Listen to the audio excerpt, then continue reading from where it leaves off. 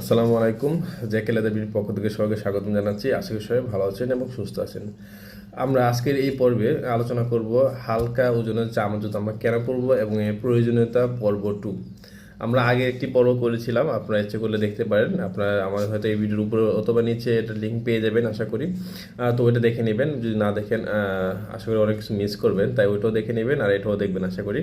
আর এই পর্বে আমরা আলোচনা করবো, যেহেতু এটা পর্ব 2, এখানে আমরা আলোচনা করব যে প্রয়োজনীয়তার যে প্রথম স্টেপ সম্পর্কে। গত পর্বে আমরা আলোচনা করেছিলাম সূচনা সম্পর্কে, এই পর্বে আমরা স্টেপ সম্পর্কে আলোচনা করব।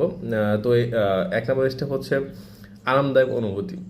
কারণ হালকা চামড়া পরলে দেখা যাচ্ছে চামড়াটা অনেক ভারী হয় না, সেক্ষেত্রে আপনি পায়ে অনেক আরাম ফিল করবেন, আপনার একটা আরামদায়ক অনুভূতি আপনার মধ্যে চলে আসবে ইনশাআল্লাহ।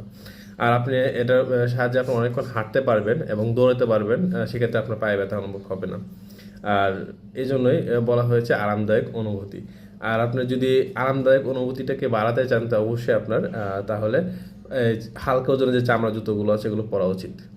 তো ধন্যবাদ সবাইকে। এই পর্ব আমরা এখানে শেষ করছি। আরেকটি কথা, আমরা ছোট ছোট আকারে পর্ব করার চেষ্টা করছি, কারণ অনেকের সময় হয় না দীর্ঘ কথা শোনার জন্য। তা আপনাদের কথা বিবেচনা করে আমরা সবসময় ছোট ছোট পর্ব করার চেষ্টা করি, যে একটা একটা পয়েন্ট। তো আমরা নেক্সট যে পর্বটা করবো ইনশাল্লাহ আরেকটি পয়েন্ট নিয়ে আলোচনা করবো। তো এই পর্যন্ত আমাদের সাথে থাকুন। ধন্যবাদ সবাইকে। আসসালামু আলাইকুম।